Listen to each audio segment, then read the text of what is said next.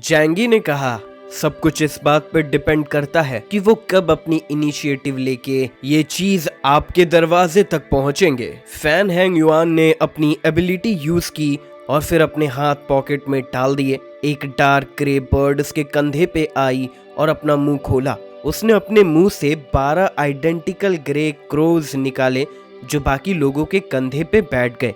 Fan Hwan के चेहरे पे जो इम्पेशंस थी वो कभी गई नहीं। अगला बैटलफील्ड एक अननोन एरिया बन जाएगा।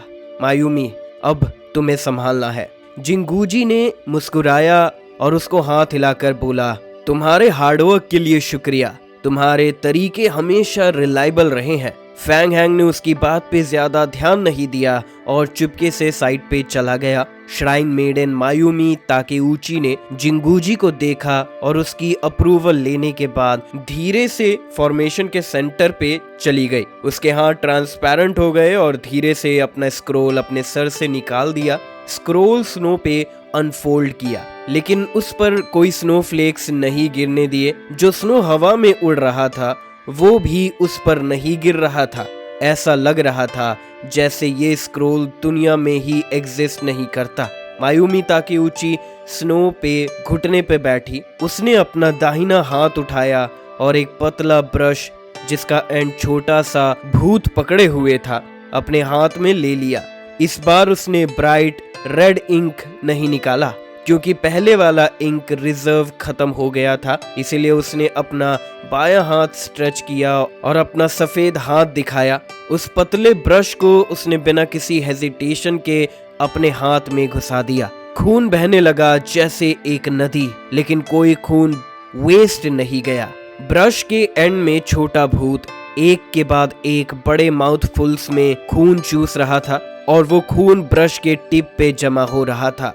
मायूमी ताकेउची का चेहरा बहुत प्रभावित था और वो धीरे धीरे लंबा स्क्रोल पर लिखना शुरू कर देती है। काफी देर बाद स्क्रोल पर बहुत सारे खून से लिखे गए शब्दों की बारिश हो गई थी। फैन हुआन और जिंगूजी आए और उस डिवाइन टेक्स्ट को देखा। मायूमी ताकेउची का चेहरा थोड़ा सा पेल था और ये क्लियर था कि ये पावर यूज करने से वो थोड़ी थकी हुई थी, लेकिन फिर वो शांति से बोली, दुश्मन वेस्ट और नॉर्थ से आ रहे हैं। हर जगह 4 लोग हैं। इसके अलावा कुछ और दुश्मन हैं जो अभी तक छुपके हैं और उन्होंने अपना दिखावा नहीं किया। फैन हुआन ने अपने ग्लासेस को पुश किया और कहा, सिर्फ 2 टीम्स आई हैं। इस बार उनका नंबर लास्ट टाइम से काफी कम है। शायद ये सब इलाइट्स हैं। जिंगूजी मुस्कुराया, हो सकता है वो सिर्फ कैनन फोडर हैं जो हमें बाहर निकालने और हमारी एबिलिटीज को टेस्ट करने के लिए भेजे गए हैं। फैन हुआन ने अपने ग्लासेस को थोड़ा और पुश किया, कोई बात नहीं, जब तक मायूमी यहाँ है हम टैक्टिकल डिसएडवांटेज में नहीं रहेंगे। उसने मायूमी ताकेउची को देखा। मायूमी, बताओ हम कैसे एक्ट करें। मायूमी ताकेउची ने स्क्रोल को उठाया और वेस्ट की तरफ देखा। ठीक है। बैटलफील्ड के सेंटर में मिडिल स्कूल का लड़का मनाओ सोतारू कार्डबोर्ड बॉक्स पे बैठा था, अपनी आंखें बंद किए। उसकी एबिलिटी एनलाइटमेंट घोस्ट एक्टिवेट हो गई थी। इक्लिप्स ऑर्गेनाइजेशन के 13 मेंबर्स रेड थ्रेड से कनेक्ट हुए थे और इनका कन्वर्जेंस पॉइंट उस पर था। उसके एग्जिस्टेंस के साथ 13 लोग एक दूसरे से वक्त पर टच कर सकते थे, चाहे कितनी भी दूर हो। दूसरी बात यह थी कि रिवर्स आउट डोमेन के इंफॉर्मेशन शील्डिंग का कोई इफेक्ट उन पर नहीं था। जिंगूजी और मुस्कुराया, ये लोग जरूर हमारे लिए एक ट्रैप सेट कर रहे हैं, हमें उसमें फंसाने के लिए। इन्हें समझ में नहीं आता कि कौन शिकार है और कौन शिकारी। चलो अच्छे से लड़ते हैं। अब वक्त आ गया है इन्हें ये दिखाने का कि इक्लिप्स मून उनके लिए कोई ऐसी चीज नहीं है जिसे वो इग्नोर कर सके। जब मायूमी ताकेउची की डिविनेशन खत्म हुई तो इक्लिप्स मून ग्रुप के मेंबर्स को उनके कॉम्बैट ऑर्डर्स मिल गए। सब लोग इस बैटल को लेके काफी ऑप्टिमिस्टिक थे क्योंकि जब तक वो मायूमी ताकेउची की प्रेडिक्शन के थ्रू काम करते हैं उन्हें कभी भी फेलियर नहीं मिलेगा। एक के बाद एक म्यूटेंट्स ने जगह छोड़ी और ग्रे क्रो के होने से मिस्टी फॉग का उनपे कोई रेस्ट्रिक्शन नहीं था। लेकिन फैन हुआन ने अपने मोबाइल फोन पर मैप को देखा और थोड़ा कंफ्यूज्ड हो गया। ये दोनों डायरेक्शन से सिर्फ सोल्जर्स आ रहे हैं।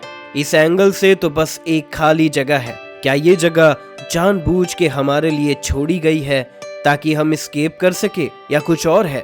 जिंगूजी थोड़ा मुस्कुराया, उसके कंधे पे हाथ रखकर बोला, उनकी पेस को फॉलो करने की जरूरत नहीं है। हमें बैटलफील्ड पे इनिशिएटिव लेने की जरूरत है। बस मायूमी की डिविनेशन पे भरोसा रखो। फैन हुआन ने थोड़ा सोचने के बाद अपने सर को हिलाकर कहा, तुम कैप्टन हो और ये प्रॉब्लम तुम सॉल्व करोगे। केयरलेस मत होना, एक गलत मूव किसी की जान ले सकती है। जिंगूजी ने अपना हाथ उसकी तरफ हिलाकर बोला, चलो जाओ जल्दी, अब वक्त आ गया है उन्हें हमारी असली ताकत दिखाने का। फिर वो सेंट्रल प्लेन्स हमें देने के लिए मजबूर हो जाएंगे। वेस्टर्न फ्रंट, वो शिफैंग और बाकी लोग आगे नहीं बढ़े, बस चुपके से मुओ जिंगनिंग के रिकॉनेसेंस रिजल्ट्स का इंतजार कर रहे थे। सोल बीस्ट ऑलरेडी रूइन से आगे बढ़ चुके थे और कोन रेंज के अंदर आ रहे थे। वो मो जिंगनिंग के साथ अपने 5 सेंसेस शेयर करते थे और जैसे ही उन्हें दुश्मन का पता चलेगा, मो जिंगनिंग सबसे पहले उसका सेंस कर लेगा। वू शिफैंग और बाकी 2 लोग मो जिंगनिंग को गार्ड कर रहे थे और बाकी 4 लोग रुइंस के एक बंकर के पीछे छुपकर बैठे थे। अचानक एक डैज़लिंग व्हाइट लाइट एक सोल बीस्ट की नजरों में आई और अगले ही पल में वो पूरी तरह रुइंस में गायब हो गई। मो जिंगनिंग ने अपनी आंखें खोल दी। मेरा एक सोल बीस्ट मार दिया गया। वू शिफैंग और बाकी लोगों का चेहरा अचानक सीरियस हो गया। क्या तुमने इक्लिप्स मून के लोगों को देखा? मो जिंगनिंग ने थोड़ा और देखा और बोला, एक सोल बीस्ट मार दिया गया है, लेकिन मैं जल्दी नहीं कर रहा हूँ। मेरे पास 138 सोल बीस्ट हैं जो मैं एक बार में समन कर सकता हूँ। अब जो डेड सोल बीस्ट का लोकेशन पता चल गया है, बाकी सोल बीस्ट को वहां भेजकर हम समझ सकते हैं कि कौन आ रहा है। मो जिंगनिंग ने अपने आसपास के 10 सोल बीस्ट को तुरंत मोबिलाइज किया और इंटेलिजेंस गैदर करने लगा। बाकी सोल बीस्ट को रिट्रीट करने के लिए कहा। जांगनिंग स्क्वायर के वेस्ट की एरिया ज्यादा बड़ा नहीं था और जल्द ही 10 सोल बीस्ट रूइंस से वहां आ गए। उनका सामना एक मोटी गन बैरल से हुआ। मो जिंगनिंग ने तुरंत पहचाना, ये आइडेंटिटी उसकी है। उसके राइट हैंड में एक ह्यूज ब्लैक हैंड कैनन है और अटैक मेथड सुपरनैचुरल शेल्स हैं। ये इक्लिप्स मून ऑर्गेनाइजेशन का गनर है, कुरोसावा आकिरा। जब सोल बीस्ट ने अपीयर किया, कुरोसावा आकिरा ने उसे एक शॉट में मार दिया। एक के बाद एक शॉट्स मारते हुए मो जिंगनिंग को पता था कि उसके पास कम वक्त है। उसने जल्दी से अपने रिमेनिंग इंस्टेंट पर्सपेक्टिव का यूज करते हुए दूसरे सोल पीस के थ्रू आसपास के स्ट्रेंज लोगों को ऑब्जर्व किया। कुरोसावा आकिरा के अलावा 2 और लोग धीरे धीरे उनकी तरफ आ रहे थे। एक था स्पिरिटेड यंग मैन जिसका हेयर स्टाइल एक सोफ अलाइक था, साकुराबा ईगुआंग। लेकिन तीसरा बंदा, जब मो जिंगनिंग ने उसका बॉडी शेप क्लियरली देखा, उसका दिल एकदम रुक गया। ये वो है, हमारी किस्मत बहुत खराब है। जैसे ही उसने ये बोला, उसके भेजे हुए सारे सोल बीस्ट मार दिए गए। मो जिंगनिंग डर से उठ खड़ा हुआ और जोर से सांस ले रहा था। वो शिफैंग और बाकी 2 लोग शॉक में थे। मो जिंगनिंग, तुमने क्या देखा? क्या है जो तुम्हें इतना डरा रहा है? मो जिंगनिंग के आंखों में नफरत थी और उसने अपने दांत भी पीसे। वो बोला, हम यहाँ उस मॉन्स्टर का सामना कर रहे हैं, दागोन वे यानिन। जब दागोन वे यानिन का नाम सुना तो वू शिफैंग और बाकी लोगों के चेहरे गंभीर हो गए। उन सभी ने दागोन वे यानिन की ताकत को पहले बैटल में देखा था, जब उसने अपनी खुद की ताकत से 2 म्यूटेंट्स को आसानी से मार गिराया था। जो दुश्मन अब तक जाने गए हैं, उनमें से वो सबसे ज्यादा खतरनाक है। वो वही बंदा है जिसे सबसे ज्यादा अवॉइड करते हैं। पर मो जिंगनिंग का गुस्सा देख के वू शिफोंग ने ठंडे आवाज में कहा, इतना डरने की क्या जरूरत है? हर किसी के पास एक सर और 2 कंधे होते हैं। मुझे नहीं लगता हम 4 लोग उससे नहीं जीत सकते। वू शिफैंग एक पावर टाइप म्यूटेंट है और वो भी एक हीरो है। उसकी ताकत लियांग और मुशु चैंग से भी ज्यादा है, जो कि दागोन वे यानिन ने पहले मार दिए थे अपने केपेबल टीममेट्स के साथ। उसे लगता है उनका टीम दागोन वे यानिन के साथ लड़ सकता है। मूजोंग निंग अपना माथा थामकर अपने दांत पीसते हुए बोला, पर वो अकेला नहीं आया है, उसने 2 हेल्पर्स भी लाए हैं। चाहे 4 लोग हों, हम हार भी सकते हैं, पर हमारा गोल उन्हें मारना नहीं है, बस कुछ देर के लिए रोकना है। ये मुमकिन है, वू शिफैंग ने शांति से कहा। 3 टीम्स के कैप्टन्स में सभी में एक्स्ट्रा ऑर्डिनरी हिम्मत होती है, और जो रीजनल असेसमेंट के लिए चूज किए जाते हैं वो सिंपल नहीं होते। वू शिफैंग का कैरेक्टर भी बोल्ड और केयरफुल है, और उसे डेंजर का बिल्कुल भी डर नहीं है। जब वो ये कह रहा था, वू शिफैंग ने ऑलरेडी हेडक्वार्टर्स को इंफॉर्मेशन भेज दी थी। वेस्टर्न स्क्वाड ने एनिमी को फेस किया है, और अब तक 3 एनिमीज की पहचान हुई थी, ओकाइनुतो, साकुराबा योशिमित्सु और कुरासावा अकीरा। हेडक्वार्टर्स से इंटेलिजेंस मिलते ही कॉम्बैट कमांड सेंटर में डजन एनालिस्ट ने तुरंत कंप्यूटर पे काम करना शुरू कर दिया। उन 3 एनिमीज की कॉम्बैट पावर एनालिसिस करना शुरू कर दी और बेस्ट रिस्पॉन्स प्लान निकालने के लिए एल्गोरिदम्स चलाएं। जूजंग ने अपने सबऑर्डिनेट्स द्वारा दिए गए रिपोर्ट देखें और तुरंत वो शिफैंग से बोला, बहुत अच्छा, उनसे ओरिजिनल प्लान के हिसाब से लड़ना, उन्हें रोकना और कोशिश करना कि उनके सुपर पावर्स को यूज करने पर मजबूर करो। इससे गॉड स्क्वाड को ब्रेक थ्रू का मौका मिलेगा। समझ गया। वू शिफोंग ने हेडक्वार्टर से बात बंद की और फिर अपने साथियों की तरफ देखा। आज तुम सब यहाँ हो तो चलो जिंदगी और मौत को एक तरफ रखते हैं। उनसे अपने दिल से लड़ने का मौका मिलता है। वू शिफोंग के लिए जांगनिन उसका घर है। जब तक ये घर है उसके रिश्ते और दोस्त भी हैं, पर जब ये घर चला गया तो उसे सभी इक्लिप्स मून के मेंबर्स को मार देना है, क्योंकि वही इसके वजह थे। तो इसीलिए हमें जान की बाजी लगाकर लड़ना पड़ेगा, चाहे अपनी जान भी देनी पड़े, पर ये वर्थ है। मूजोंग निंग और बाकी 2 शायद उतनी डेडिकेशन नहीं रखते जितनी वू शिफैंग रखता है, लेकिन अब ये सब हो ही गया है तो उन्हें भी रिट्रीट नहीं करना है। अगर वो बैटलफील्ड से भाग गए तो ना सिर्फ उनका नाम बदनाम होगा, बल्कि रिवर्स आउट डोमेन में उनका हिसाब भी अलग से होगा। इसीलिए उन्हें अपने फ्यूचर के लिए लड़ना होगा। मूजोंग निंग ने अपने दांत पीसते हुए थोड़ी धीमी आवाज में बोला, ठीक है, तो उनसे लड़ते हैं। मैं देखना चाहता हूँ कि ये जापानीज बास्टर्ड्स कितने स्ट्रॉन्ग हैं। 4 लोग ओरिजिनल प्लान के हिसाब से डायमंड फॉर्मेशन में खड़े हो गए, जिसमें वू शिफैंग आगे था, मूजोंग निंग और लेवी हाई दोनों लेफ्ट और राइट पे और जिया पीछे। जल्द ही एक बड़े से शैडो ने फॉग से धीरे धीरे निकलकर सबके सामने आई। सबसे पहले योकोजुना इंजन का ग्रेट वर्कशॉप था, फिर साकुराबा योशिको और कुरासावा आकिरा ऐसे मुस्कुराहट के साथ आए जैसे उन्हें काफी मजा आ रहा हो। ग्रे क्रो की मदद से वो क्लियरली एनिमी को थिक फॉग में भी देख पाते थे, इसीलिए बिना किसी मुश्किल किए वो शिफैंग और बाकी सब तक पहुंच गए। जब दागोन वे यानिन ने चारों को देखा तो उसका चेहरा थोड़ा डिसअपॉइंटेड लगने लगा। ये रिवर्स आउट डोमेन के इलाइट्स हैं, पर इन्हें देखकर तो लगता है ये बहुत वीक हैं। साकुराबा ने अपने हाथ बाजुओं पर रखकर मुस्कुराते हुए बोला, शायद ये हमारी कैनन फोल्डर को टेस्ट करने आए हैं। इनसे निपटना आसान होगा।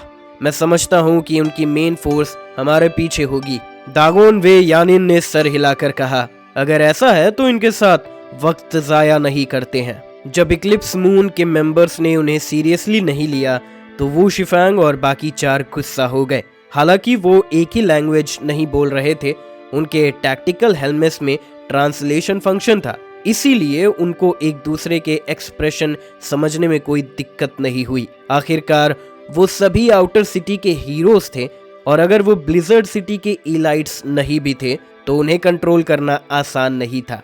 वो शिफैंग ने जोरदार ताना मारा, 4 लोग 3 के सामने, ये फायदा तो मेरा है। तुम लोग शायद सिचुएशन को समझ नहीं पाए हो। जांगनिन स्क्वायर में जहां नॉर्दर्न टीम ने अपने एनिमीज को फेस किया, बस 5 किलोमीटर का रेडियस है और एनकाउंटर्स का होना आसान है। ऊपर से इक्लिप्स मून के पास ग्रे क्रो है जो उनकी मदद करता है, इसीलिए जब जोफुए और उसकी टीम ने इक्लिप्स मून को फाइंड किया तब इक्लिप्स मून ने सबसे पहले उनके ट्रेसेस देख लिए थे। यहाँ बस 2 एनिमीज हैं, एक है short heard strong man square face वाला और रूस्टिक ब्लैक फ्रेम्ड ग्लासेस पहना हुआ, और दूसरा है एक गैंगस्टर जो येलो हेजहॉग हेड और मेटल बेसबॉल बैट के साथ है। जो फुए और बाकी सबको पहले से पता चल गया था कि उनका आइडेंटिटी कौन है। हमारे साइड के दो लोग हैं, कामाया निगी और आकुत्सु शिनिचिरो। जो फुए थोड़ा रिलैक्स्ड हो गया था क्योंकि जो इन्फॉर्मेशन थी उसके मुताबिक इन दोनों लोगों का कॉम्बैट पावर पहले बैटल में कुछ खास डरने वाला नहीं था। कम से कम जब कंपेयर किया जाए तो बिग फैक्ट्री दागोन वे यानिन के सामने जो वू शिफैंग और उसकी टीम फेस कर रहे हैं, उन दोनों ने अपनी खास ताकत नहीं दिखाई थी। कॉम्बैट कमांड सेंटर में जू जंग ने जो न्यूज दो टीम्स ने रिपोर्ट की थी उसका एनालिसिस करना शुरू किया। एक्लिप्स ग्रुप के 13 मेंबर्स में से अब तक 5 लोग अपेयर हो चुके हैं, मतलब आज भी 8 लोग बचे हैं जो नहीं आए।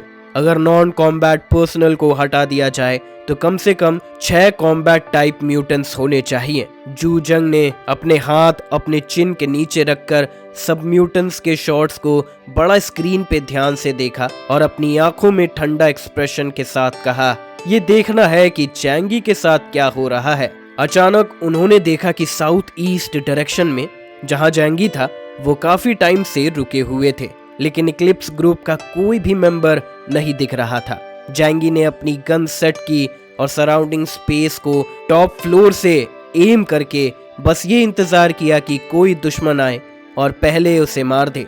ये जांगलिन स्क्वायर का एज था जहां फॉग के वजह से उसका विजन थोड़ा रेस्ट्रिक्टेड था, पर वो अब भी 300 मीटर तक आसपास की स्पेस देख सकता था। लेकिन क्योंकि इस जगह पे अभी कुछ देर पहले बॉम्बिंग हुई थी, जमीन अभी भी हाई टेम्परेचर पे थी, इसीलिए वो इंफ्रारेड डिवाइस यूज नहीं कर पा रहा था। युआन कोंगे की पावर का कुछ हिस्सा अपने अंदर एब्सॉर्ब करने के बाद जैंगी की एबिलिटीज काफी इंप्रूव हो गई थी, इसीलिए चाहे एक ऑर्डिनरी स्नाइपर राइफल ही हो, उसके हाथ में वो म्यूटेंट्स के अगेंस्ट एक डेडली वेपन बन गया था। ऊपर से थंडरबोल्ट एक सुपर हॉट वेपन था जो लू कैरन ने गॉड मशीन कंट्रोल की एबिलिटी से ट्रांसफॉर्म किया था और वो चैंगी के साथ परफेक्टली सिंक में था। Thunderbolt plus precision shooting plus Holi silver bullet एक डेल्टा लेवल म्यूटेंट को एक ही शॉट में मार सकता था। जैंगी के दोनों तरफ फ्लावर और लियांग यू थे, दोनों भी फुल्ली अलर्ट थे और स्नीक अटैक्स के लिए रेडी थे। ये क्या हो रहा है? जैंगी ने अपनी आंखों का ध्यान दिया और थोड़ा घबराकर अपना चेहरा थोड़ा पीछे किया। अगर कॉमन सेंस से देखा जाए तो इक्लिप्स मून के पास स्ट्रॉन्ग रिकॉनेसेंस एबिलिटी होनी चाहिए, तो उन्होंने हमें बहुत पहले ही देख लिया होगा।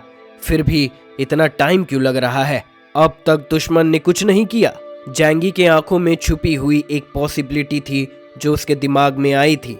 उसके प्यूपल्स ने श्रंक किया और उसने सोचा, क्या उनके पास ऐसी कोई एबिलिटी है जो मेरे स्ट्रेंथ को देखकर उनको डर लग रहा हो? शायद उन्होंने अपनी विजिलेंस से सोचा हो कि वो हमारे सामने नहीं आ सकते। कैसी एबिलिटी है उनके पास? जैंगी ने अपने आप से मरमर किया।